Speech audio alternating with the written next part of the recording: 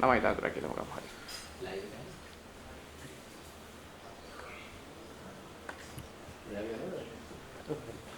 හරි. හරි.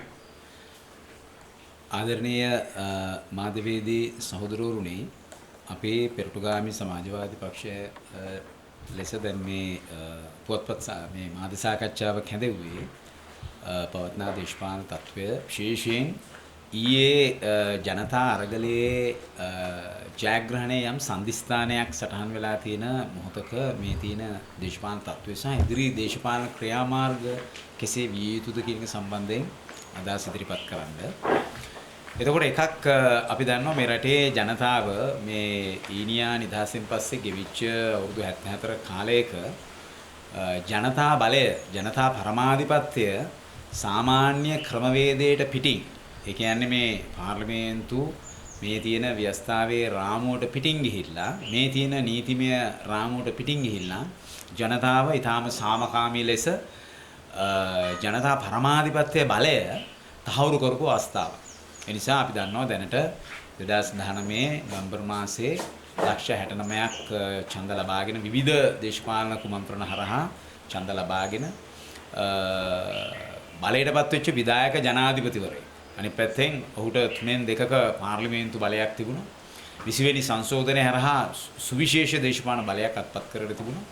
එතකොට මේ ඒකාධිපතිත්වයක් හරහා රට බරපතල සමාජාර්ථික දේශපාලන අර්බුදයකට ගෙනියපු මේ විධායක ජනාධිපතිවරයාව බලයෙන් පහ කිරීම සඳහා මේ රටේ ජනතාව තමුන්ගේ බලය පාර්ලිමේන්තුවෙන් පිටත තමුන්ගේ බලය පාවිච්චි කරපු වෙලාව.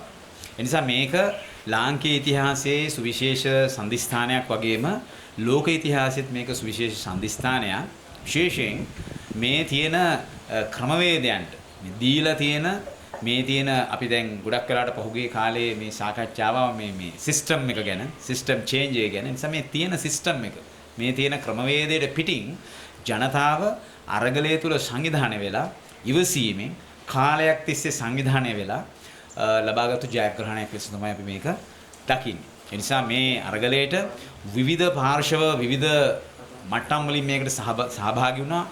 ගොවි ජනතාව මේ අරගලයට සහභාගී වුණා. දීවර ජනතාව මේ අරගලයට සහභාගී වුණා. අපි දැක්කා විවිධ ජන කොටස්, විවිධ ජාතික ජන කොටස් මේ අරගලය තුල අඛණ්ඩව ක්‍රියාත්මක වුණා. ඒ වගේම ස්වයං රැකියා කරන තරුණයන්, විවිධ ව්‍යාපාර කටයුතු වල නියැලෙන පුද්ගලයෝ, ඒ වගේම විවිධ වෘත්තිකයන්, නීතිඥ සංගමය, ඒ වගේම වෛද්‍යවරුන්, ඒ වගේම විශේෂයෙන්ම ශිෂ්‍ය ව්‍යාපාරයේ මේ අරගලයේදී සුවිශේෂ කාර්යභාරයක් කරා. මේකට සැලකිය යුතු නායකත්ව කාර්යභාරයක් ඉටු කළා. ඒ නිසා මේ සියලුම පාර්ශවයන්ගේ සහභාගීත්වය අපි දැක්ක නාගරික තරුණයා කොහොමද ඊයේ අරගලයේදී දැඩි මර්ධනය නොතකා බරපතල මර්ධනයන්, වෙඩි තැබීම්, කඳුළු ගෑස් ප්‍රහාර මේවට මුහුණ දෙමින්, තුවාල වෙමින්, ජීවිත අවදානම නොසලකා කොහොමද මේ අරගලයේ සාමකාමී ලෙස තාම ප්‍රචණ්ඩත්වයට ගෙන යාම සඳහා මුල සිටම සැලසුම් කරලා තියෙද්දි ගෝඨාභය රාජපක්ෂ නැවත සැරයක් ගෝඨාභය රාජපක්ෂ තමුන්ගේ බලකඳුරේ බලය ආරක්ෂා කර ගැනීමට නැවත සැරයක් කුමන්ත්‍රණ පිට කුමන්ත්‍රණ කරන තත්වයක් ඊයේ තිබුණා.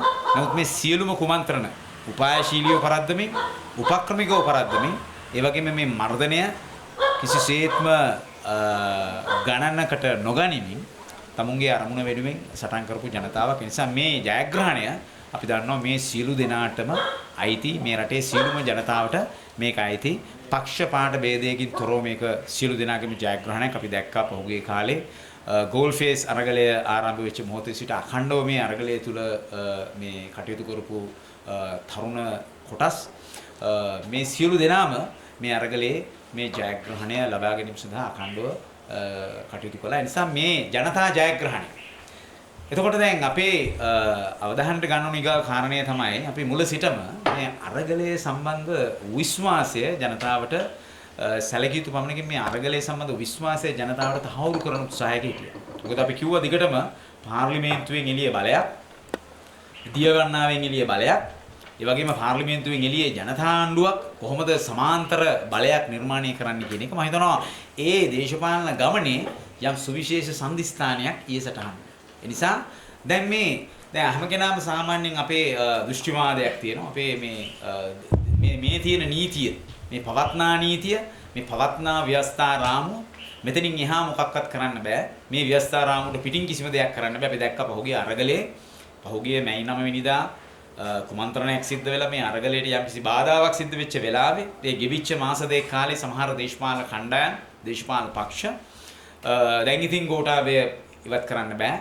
මෙයා ඉවත් වන්නේ නැහැ. මෙයා ඉවත් වෙන්නේ නැත්නම් වෙන කරන්න දෙයක් නැහැ. පාර්ලිමේන්තු ඡන්දයක් ඉල්ලලා පාර්ලිමේන්තුවේ සංයුතිය වෙනස් කරලා දෝෂාභියෝග ඉරලා තමයි මෙයාව අයින් කරන්න වෙන්නේ වගේ ඊටාම පරාජිත තැන් වලට යමින් හිටියේ. නමුත් අපි දිගින් දිගටම කිව්වා නැහැ. අරගලයේ ජයග්‍රහණය හරහාම තමයි ගෝඨාභය රාජපක්ෂ ඇතුළු මේ රෙජිමය පරද්දන්න ඕන. ඒ පරාජය කිරීමේ හැකියාව ජනතාවට තියෙනවා. ජනතාව ඒක සූදානම්. ඒක තමයි ජනතාව ඊයේ ඊටාම පැහැදිලි අත්දැකීමක් ලෙස මේ රටටත් ලෝකයටත් ඉගෙනුනේ.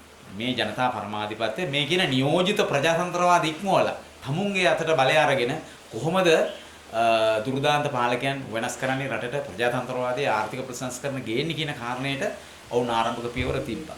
ඒ නිසා මේ තියෙන නීතිය දේව වාක්‍යයක් ලෙස සලකලා මේකෙන් පිට මුකුත් කරන්න බෑ. මේ ව්‍යවස්ථාවෙන් පිට මුකුත් කරන්න බෑ කියලා තිබිච්ච මතය අද වෙනකොට මුළුමනින්ම බිඳ වැටලා තියෙනවා. මොකද දැන් අලුත් නීතියක්. මොකද්ද නීතිය කියන්නේ?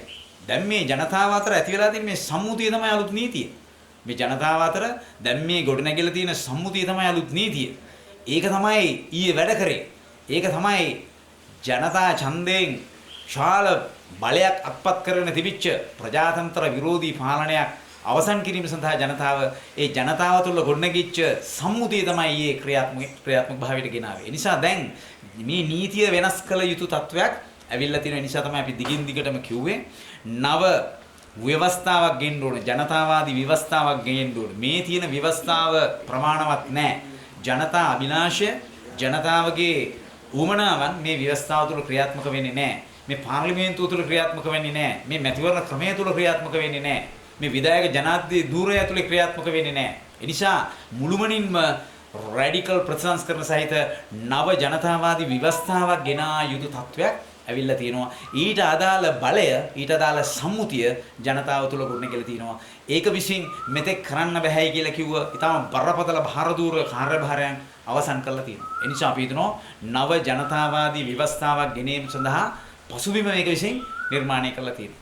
අනිවාර්යයෙන්ම විධායක ජනාධිපතිවරේ මුළුමනින්ම හොසි කෙරෙන ඒ වගේම මැතිවරණ ක්‍රමවලදී විවිධ මුදල් මාධ්‍ය බලයන්, ධන බලයන්, මර බලයන්, රාජ්‍ය බලයන් පාවිච්චි කරන් තියෙන සියලුම ඉඩ ප්‍රස්ථා හොසි කෙරෙන නිදහස් සහ සාධාරණ මැතිවරණ පවත්වන්න පුළුවන් තත්වයක් නිර්මාණය වෙන වසර දශක ගණනාවක් තිස්සේ උඩුදුවලා තියෙන රටේ ජාතික ප්‍රශ්නය තමල් සිංහල මුස්ලිම් ජනතාව අතර ඒකාබද්ධතාවයේ ගොඩනැගීමේ අවශ්‍යතාවය පෙරදරි කරගත්තු ඒ ජාතික ප්‍රශ්නේ මුළුමනින්ම අවසන් කරන, ජාතිවාදය අවසන් කරන, ජාතික පීඩනය අවසන් කරන, තමල් සිංහල මුස්ලිම් ජනතාව අතර ඒ සමගිය සහ සහෝදරත්වයේ සමානාත්මතාවය වර්ධනය කරන නව නීති රීති ඇතුළත් නව ව්‍යවස්ථාවක් ගේන්න ඕනකම තියෙනවා. ජනතාවගේ අධ්‍යාපනයේ අයිතිය තහවුරු කරන, ජනතාවගේ සෞඛ්‍ය පහසුකම් ලැබීමේ අයිතිය මූලික මිනිස් අයිතිවාසිකම් ලෙස තහවුරු කරන, ජනතාවගේ ප්‍රවාහන අයිතිවාසිකම් තහවුරු කරන, ඒ වගේම අවශ්‍ය වෙලාවට ජනතාවගෙන් පත්වෙච්ච තේරිපත්වෙච්ච නියෝජිතයෙක් යලි කැඳවීමේ බලය ජනතාවට හිමි වෙන, ඒ වගේම ජනතාවට ජනමත විචාරණයක් කැඳවීමට අවශ්‍ය වුණු වෙලාවක ජනමත විචාරණයක් කැඳවීමේ බලය ජනතාවට හිමි වෙන වගන්තිය තුලත් නව ව්‍යවස්ථාවකට අපි යා යුතු තියෙනවා. අපි මතකයි පහුගිය දවස්වල මේ සම්බන්ධ සාකච්ඡාව තියදී සමහර දේශපාලන පක්ෂවල සමහර පුද්ගලයන් කියන්න ගත්තා මේ තියෙන ව්‍යවස්ථා රාමුවෙන් එහාට අපිට මුකුත් කරන්න බෑ. දැන් අපි අහනවා මේ ව්‍යවස්ථා රාමුවේ ඇතුළේද ඊයේ සිද්ධ වෙච්ච සිදුවීම් සිද්ධ වුණා. මේ ව්‍යවස්ථා රාමුවේ ඇතුළේද විධායක ජනාධිපතිවරයාට බලයෙන් පහ කරන තත්වයක් නිර්මාණය වෙලා තියෙන්නේ. අපි දන්නේ කතානායක හරහා ඉල්ලාස් වෙන බද 13 වෙනිදා ඉල්ලාස් වෙනවා කියලා ආපුසරයක් තව කුමන්ත්‍රණයක් අටවයිද කියලා. මොකද මේගොල්ලන්ගේ දේශපාලන ඉතිහාසය, මේගොල්ලන්ගේ පැටිකිරිය එතරම් විශ්වාස කටයුතු එකක් නෙවෙයි. ඒක වෙනම පසක තිබියදී දේශපාලන වශයෙන් දැන් පිළි අරගෙන තියෙනවා. මොහු ඉල්ලාස් වෙන්න ඕන, ඉල්ලාස් වෙලා තියෙන්නේ. මොහුට දාලා බලයක් නැහැ, මොහු අදාළ නැහැ අද වෙනකොට. ඒ නිසා මෙතරම් බලයක් සහිත ජනාධිපතිවරයෙක් ඉවත් කරන්න පුළුවන් වුණේ මේ ව්‍යවස්ථාවට පිටින් නම් අපි හිතනවා මෙන්න මෙවැනි ඉස්සර මම කිව්ව කරුණු අඩංගු ජනතාවාදී ව්‍යවස්ථාවක් සඳහා ජනමත විචාරණයක් හැඳවෙන්න ඕන. ජනමත ਵਿਚාරණයක් ඇද වෙන්න ඕන ඉදිරියේ. ඒ නිසා දැන් තව කාරණයක් කියන්න ඕන මෙතනදී. ඒ තමයි දැන් ගොඩක් අය අහපු ප්‍රශ්නයක් තමයි දැන් මේ ගෝඨාභය ගියත් මොකද වෙන්නේ? ගෝඨාභය දැන් ගියන් පස්සෙත් ආයේ තවත් වැඩ බලන ජනාධිපති කෙනෙක් පත් වෙනව නේද?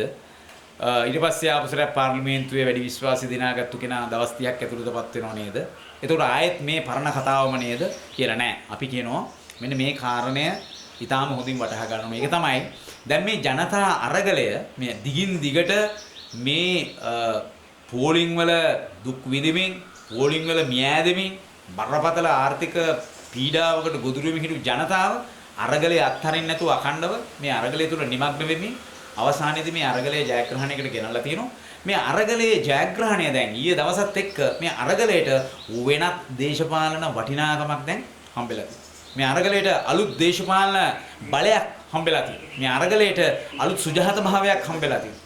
මේ දැන් හෙට දිනේ සිට අද දිනේ සිට ලංකාවේ දේශපාලනය දිවෙන්නේ මේ අරගලයේ විසින් ගොඩනගාගෙන තියෙන මේ දේශපාලන සුජාත භාවයේ සහිතව මේ දේශපාලන බලය සහිතව මේ දේශපාලන බලය ප්‍රතික්ෂේප කරමින් රටේ කාටවත් ආපු දේශපාලනය කරන්න බෑ. මේ රටේ ජනතාවගේ මේ පරමාධිපත්‍ය බලය ඍජුව ජනතාව තමුන්ගේ බලය හසුරවන්න තීරණය කරපු මේ తত্ত্বය මේ අරගලය හරහා මෙන්න මේ ගුණාත්මක වෙනස අද වෙනකොට මේ සමාජයේ තියෙනවා. ඊයේ නොතිබුණු ඊට කලින් දිනයක නොතිබුණු බලයක් දැන් සමාජය තුළ ක්‍රියාකාරී. මෙන්න මේ ජනතා බලය සහිතව තමයි ඉදිරියේ ලංකාවේ දේශපාලනය දිගහැරෙන්නේ. ඒ නිසා අපි ඊටම් බරපතල ලෙස කියනවා කවුරු හරි හිතන් ඉන්නවනම් දැන් මේ ජනතාව ලව්වා අපි මේ වැඩේ කරවගත්තා. ඒ නිසා දැන් අපිට තියෙන්නේ මේ පාර්ලිමේන්තු සෙල්ලමක් කරලා කවුරු හරි වැඩ බලන ජනාධිපතිවරුපත් කරලා 21 වෙනි සංශෝධනය කියලා බොරු සෙල්ලමකුත් දාලා ආපු සැරයක් පරණ සෙල්ලම් ටික කරගෙන යන්නයි තියෙන්නේ අගමැතිකම් කැබිනට් අමාත්‍ය ධූර බාර අරගෙන කියලා මම හිතන ලොකු වැරදීමක්. මොකද ඒ ඕනම කෙනෙකුට සිද්ධ වෙනවා කවුරු ආණ්ඩු කරත් කවුරු කැබිනට් මණ්ඩල පත් කරගත්තත් ඔවුන්ට සිද්ධ වෙනවා අරගලයේ අපේක්ෂාවන් සමග සම්මුතියකට එන්න. ඊයෙන් පස්සේ මේ අරගලය අපේ රටේ අලුත් නීතියක් මේ රටේ අලුත් සම්මුතියක් මේ ජනතාව තුළ ගොඩනැගිච්ච මේ සම්මුතිය බැහැර කරමින් ඊයේ සිට ආපෝ කාටවත් දේශපාලනය කරන්න බෑ. නිසා ඒ සියලුම පාර්ලිමේන්තු නියෝජනය කරන දේශපාලන පක්ෂ කණ්ඩායම් සියලු දෙනාට සිද්ධ වෙනවා මෙන්න මේ සම්මුතියත් එක්ක වැඩ කරන්න. මේ ජනතාව තුළ ගොඩනැගිලා තියෙන මේ අලුත් බලයත් එක්ක ගනුදෙනු කරන්න. මේ බලයත් එක්ක මේ බලයට ප්‍රතිචාර දක්වන මේ අරගලීය අභිලාෂයන්ට ප්‍රතිචාර දක්වන. අපි දැක්කා ඊයේ ගෝල්ෆේස් එකේ අඛණ්ඩව මේ අරගලයේ නිරත වෙලා හිටපු අරගල කරුවන් එතන නායකත්වයේ සානිකුත් බහුජන සංවිධාන සියල්ලම යම් වැඩපිළිවෙලක් ඉදිරිපත් කළා තියෙනවා. අපි මේ වැඩපිළිවෙලට එකඟයි.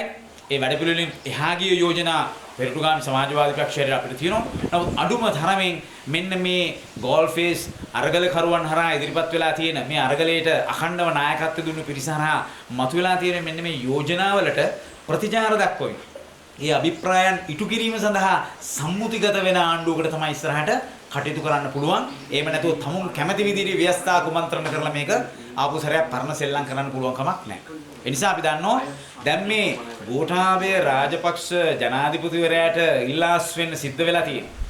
රනිල් වික්‍රමසිංහ මේ ගෝඨාභය රාජපක්ෂ ආරක්ෂා කරන්නයි මේ ක්‍රමය ආරක්ෂා කරන්නයි මේ ක්‍රමය ගැට ගහන්නයි ආපු රනිල් වික්‍රමසිංහටත් අයින් වෙන්න වෙලා තියෙන්නේ. මේ පහුගිය කාලේ ඔවුන් විසින් මේ රට ගෙනාවු තත්ත්වයක් එක්ක. ඒ නිසා ඒකට වග කියන්න ඕන තව පිරිස් ඉන්නවා. අපි දන්නවා පොදුජන පෙරමුණට තියෙන මැන්ඩේට් එකක් දැන් ඉවරයි. පොදුජන පෙරමුණට තියෙන මැන්ඩේට් එකක් තියෙනවා. ඒ නිසා මේ බැසිල් රාජපක්ෂ හරි මහින්ද රාජපක්ෂ හරි එහෙම නැත්නම් පොදුජන පෙරමුණේ දූෂිත නායකයෝ හිතනවා නම් ආපුසරයක් පාර්ලිමේන්තුවේ තමුන්ට තියෙන බහුතර බලය පාවිච්චි කරලා ආපුසරයක් මේක ඇතුලේ කුමන්ත්‍රණ කරන්න අපි කියනවා ලොකු වැරදීමක් වෙලා තියෙන්නේ. ඒකට ඉඩක් නැහැ දැන්. 69 ලක්ෂයක් ඡන්දෙ ගත්තු ජනාධිපතිවරයාගේ ජනවරම අහෝසි කරලා තියෙන ජනතාව. ඒ වගේම ඒකත් එක්කම අහෝසි වෙනවා ඔහුගේ පාණෙන් එළිය බලාගෙන පාර්ලිමේන්තුවට රිංගලා මේ තියෙන විනාශයට රට ගෙනියන්න වාකිය පොදුජන පෙරමුණේ ඒ සියලු දෙනාටමත් තමුන්ගේ මැන්ඩේට් එක ඉවරයි තමුන්ගේ ජනවරම ඉවරයි. ඒ නිසා දේශපාලන වශයෙන් ඒක අවසන්. ඒකයි මම කිව්වේ ඊයේ අරගලෙන් පස්සේ ගෝඨාභය රාජපක්ෂගේ ජනවරම අහෝසි කරා නම් මෙරටේ ජනතාව සංවිධානාත්මකව අරගලයක් කරා ඒක ඇතුළේ කිවින ඊගා පාඩම තමයි පොදුජන පෙරමුණේ මැන්ඩේට් එකත් ඉවරයි. පොදුජන පෙරමුණේ තියෙන ජනවරමත් අවසන්. ඒ නිසා තවදුරටත් ඔබලා ලෑස්ති වෙන්න එපා ආපු සැරේ පාර්ලිමේන්තුවේ තියෙන ආසන ගාන පාවිච්චි කරලා ආපු සැරේ කුමන්ත්‍රණ කරලා ආපු සැරේ බැසිල් රාජපක්ෂලගේ කුමන්ත්‍රණ සැලසුම් ආපු සැරේ මේසෙට ගෙනල්ලා මේකට වෙනත් දේශපාලන පක්ෂ කණ්ඩායම් කියලා ඉන්න අයවත් එකතු කරගෙන ආපු සැරේ නැවත වෙන සෙල්ලම් කරන්න ලෑස්ති වෙන්න එපා 20 වෙනි සංශෝධන ගේද්දී අත උස්සපු මෙරට බරපතල ආර්ථික විනාශයකට ගෙන යද්දී ඒවට අත උස්සපු ඒවට හඬ නොනගපු මේ අයට කිසිඳු අයිතියක් නැහැ සිදු සදාචාර දේශපාලන අයිතියක් නැහැ අද වෙනකොට මේ බලයින්ද ඔවුන් පැත්තකට වෙලා ඉන්න ඕන මේ රටේ මේ ජනතා අරගලයේ සම්මුතියත් එක්ක හදන ආණ්ඩුව මේ අරගලයේ ප්‍රකාශනයත් එක්ක මේ අරගලයේ අභිප්‍රායන් එක්ක කොහොමද ඉදිරි මාස 6 අවුරුද්ද ඇතුළත කටයුතු කරන්න කියන මෙන්න මේ කාරණේ ඉටු කරන කණ්ඩායමට බාධා නොකර ඉන්න තත්වයක් අපි නිර්මාණය කරගන්න නිසා අපි පොදු ජන පෙරමුණේ සියලුම മന്ത്രിවරුන්ට හිටපු ඇමතිවරුන්ට සියලුම දෙනාට කියනවා මේ ක්‍රියාවලියට ඉඩ දීලා පැත්තකටලා ඉන්න මොකද ඕගොල්ලන්ගේ ජනවරමත් දැන් අහුසි වෙලා තියෙනවා දැන් තියෙන්නේ අලුත් නීතියක් ආයෙ කියන්න එපා මේ පරණ ව්‍යවස්ථාවේ පරණ ඡන්දෙන් අපි ආයේ පරණ ව්‍යවස්ථාව තියෙනවා දැන් අලුත් ව්‍යවස්ථාවකට පසුබිම හැදලා තියෙනවා අලුත් නීතියකට සම්මුතියක් ජනතාව අතර ගොඩනගාගෙන තියෙනවා. ඒ නිසා ඒ සම්මුතියට අනුව ඔබගේ බලයත් අවසන්. ජනාධිපතිවරයාගේ බලය අවසන් වෙනවා වගේම ඔබගේ බලයත් අවසන්. ඒ නිසා දැන් තියෙන්නේ මෙන්න මේ ජනතා අභිප්‍රායන්ට අනුකූල වෙන වැඩපිළිවෙලක් ඉස්සරහට ගේන්න. ඒ කාලේ තමයි ඉස්සරහට තියෙන්නේ. ඉතින් අපි හිතනවා දැන් මේක ඉටු කරද්දී අපි හිතනවා දැන් අපි දිගින් දිගටම ඔබට මතකයි අපි කාලයක් තිස්සේ අපි රටේ ජනතාවට කියමින් හිටියා මේ පාර්ලිමේන්තුවෙන් පිටත ජනතා බලයක් පාර්ලිමේන්තුවෙන් පිටත කොහොමද ජනතා බලයක් ගොඩනගන්නේ පාර්ලිමේන්තු බලය තියෙද්දි මොකද අපි දැක්කා පහුගිය අරගලයේ පුරාවට කියවිච්ච එක පණිවිඩයක් ගොඩක් අයට මේ පණිවිඩය හරියට තේරුනේ නැහැ මේ පණිවිඩයේ තිබුණ මේ ක්‍රමය වෙනස් කරන්න මේ සිස්ටම් එක වෙනස් කරන්න සමහර අය මේ සිස්ටම් චේන්ජ් ගැන කියනවා සිස්ටම් එක වෙනස් කිරීම ගැන විවිධ පුනරුච්චාරණයන් කරනවා නමුත් මේගොල්ලෝ සැබෑ අරුතෙන් මේක තේරුම් ගත්තේ නැහැ. ජනතාවට ඕනේ මේ ක්‍රමවේදය වෙනස්. ඒ නිසා තමයි ජනතාව එක වෙලාවකට කිව්වේ මේ 225 පැය කියලා.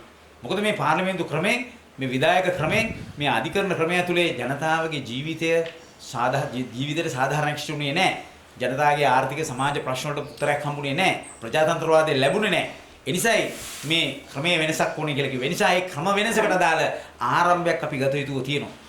පූර්ණ ක්‍රම වෙනසකට යන්න කලින් අපි යම්කිසි ආරම්භයක් ගත යුතු වෙනවා. ඒ ආරම්භය තමයි පාර්ලිමේන්තුවේ එළියේ බලය. අපි දැන් මේ අරගලය හරහා ගොඩනැගිච්ච බලය කොහොමද ව්‍යුහගත බලයක් බවට පත් කරන්නේ?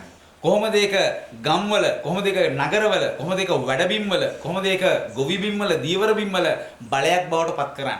ඒ සඳහා අවශ්‍ය ජන අරගල සභා කොහොමද ගොඩනැගෙන්නේ? එවැනි ගොඩනැගෙන ජනතා කවුන්සිල ව්‍යුහයක් කරා කොහොමද ජාතික කවුන්සිලයක් පාර්ලිමේන්තු ක්‍රමයට සමාන්තරව එළියේ ක්‍රියාත්මක වෙන්නේ. ඒක කොහොමද දෛනිකව ක්‍රියාත්මක කරන්නේ? මේ අවුරුදු 5කට සැරයක් නියෝජිත ප්‍රජාතන්ත්‍රවාදී කියලා බලය දීලා අවුරුදු 5ක් තිස්සේ තමුන්ට කැමති දේවල් ජනතාවට විරුද්ධ දේවල් කරන්න පුළුවන් තත්ත්වය දැන් අහෝසි කරනවා. ජනතාවට හැම පාර්ලිමේන්තුවල ආණ්ඩුවල ගන්න ඕනම තීරණයක් ප්‍රශ්න කරන්න, වෙනස් කරන්න, ප්‍රජාතාන්ත්‍රීය ලෙසකට මැදිහත් වෙන්න, ඍජුව මැදිහත් වෙන ක්‍රමවේදයක් අපි නිර්මාණය කරන්න ඕනේ. කොහෙද මේක ලෝකේ තියෙන්නේ? ලෝකේ කොහෙවත් නැත්තම් අපි පටන් ගමු කියලා අපි කියන්නේ. අපි පටන් ගමු ලංකාවේ කියලා කියන්නේ. මොකද දැන් සමහර අය කියනවා මේ ජනමත විචාරණ කැඳවන්න අලුතෙන් නීති රීති ගේන්න නියෝජිතයෝ ආපහු කැඳවන්න බලය කොහෙද තියෙන්නේ කියලා. ඕවා සමාජවාදී ලෝකයකද තියෙන්නේ කියලා නෑ. දැනටත් ධනේශ්වර ලෝකයේ තියෙනවා. ස්විට්සර්ලන්තයේ තියෙනවා. ඩෙන්මාර්කයේ තියෙනවා. සමහර වාමාංශිකයෝ කියන්නේ අපේ රට ස්කැන්ඩිනේවියන් රටක් කරන්න ඕනේ කියලා. ඉතින් එහෙම අයටත් පුළුවන් ගිහිල්ලා ඒ ව්‍යවස්ථා ඉගෙන ගන්න. ඒ නිසා මේ ජනතාවාදී ව්‍යවස්ථාවක් හරහා එක පැත්තකින් අපි කටයුතු කරන අතරේ අනිත් පැත්තෙන් මේ පාර්ලිමේන්තුවෙන් එළියේ බලයක් අපි ගොඩනගිය යුතු වෙනවා. ඒක ව්‍යුහාත්මක බලයක් බවට පත් කරන්න ඕන. මේ ගෝල් ෆේස් එකේ අරගලේ මේ මාස 3ක් 4ක් තිස්සේ දිගින් දිගට මේ අඛණ්ඩව තිබුණු මේ අරගලය ඒ අඛණ්ඩතාවය අපි ඉස්සරහට ගෙනියන්න ඕනේ. අරගලයේ ආකෘතිය වෙනස් වෙන්න ඕන. අරගලයේ හැඩතල වෙනස් වෙන්න ඕන. මීට වඩා ව්‍යුහාත්මක ගම් මට්ටමේ, නගර මට්ටමේ, වැඩපොළ මට්ටමේ ජනතා බලයක් ඒකරාශී කරපු ජාතික කවුන්සිලයක් අපි නිර්මාණය කරන්න. නිසා අපි හිතනවා එවැනි ජාතික කවුන්සිලයක් නිර්මාණය කරන්න ඕන හදිසියෙත්.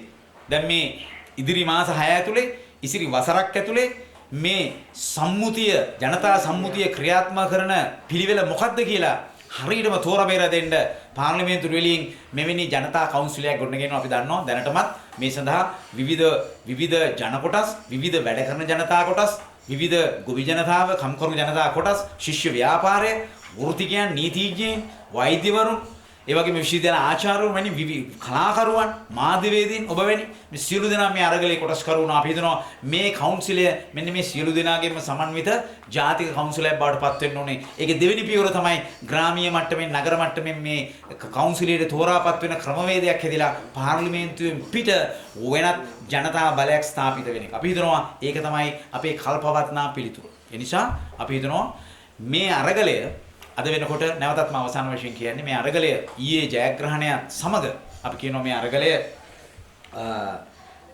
ආරම්භ වුණා විතරයි. මේ අරගලයේ එක පියවරක් සම්පූර්ණ වුණා. නමුත් අරගලයේ සමස්ත කතාව ඉදිරියට තියෙන. ඒ නිසා අරගලයේ දිගහැරුම තව බොහෝ කාලයක් ඉස්සරහට යනවා. මේ අරගලය නතර කරන්න පුළුවන් අරගලයක් නෙවෙයි. අරගලයේ හැඩතල ආකෘති ස්වරූප වෙනස් වෙන්න පුළුවන්.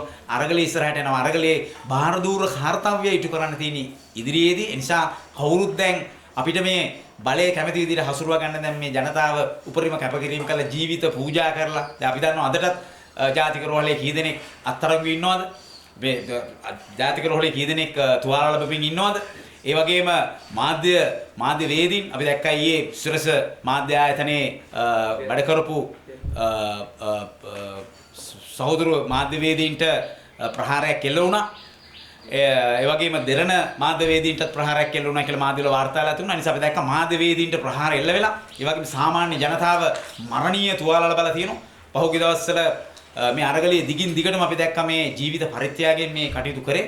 ඒ නිසා අපි හිතනවා ඒකේ වාසිය මේ පාර්ලිමේන්තුවේ නියෝජනය කරන මේ දේශපාලන පක්ෂ කීපයකට ගන්න පුළුවන් කමක් නැහැ. මොකද මේ මුළු පාර්ලිමේන්තුවේ තිබිච්ච ජනවරම එක්තරා ආකාරයක අවසන් වීමක් තියෙන නිසා දැන් තියෙන ජනවරම තියෙන්නේ ජනතාවගේ අරගලයට. ඒ නිසා ජනතාවගේ අරගලයත් එක්ක සම්මුතිගත වෙන්නේ කොහොමද කියන එක තමයි ඉදිරි ඉලක්කය, ඉදිරි අභියෝගය. ඒ වගේම අපි හිතනවා ජනතාවට හදිසි ආර්ථික සහන අවශ්‍යයි. හදිසි ආර්ථික සහන අවශ්‍යයි. මොකද ජනතාව බරපතල දැවෙන ප්‍රශ්න ගණනාවකින් ජනතාවගේ ආදායම් මට්ටම් එන්න අඩු වෙලා තියෙන්නේ. අවිධිමත් ක්ෂේත්‍රයේ රැකියා කරන අය රටේ 50%කට ආසන්න පිරිසක් ඉන්නවා. ඔවුන්ට කිසිදු ආදායමක් ලබන්න බැරි තත්ත්වයක් තියෙන. රුපියලයාගේ අප්‍රමාණයල උද්දමනයේ 50% දැන් මහ බැංකුව අධිපතිවරයා කියන 70% දක්වා වර්ධනය වෙයි කියලා.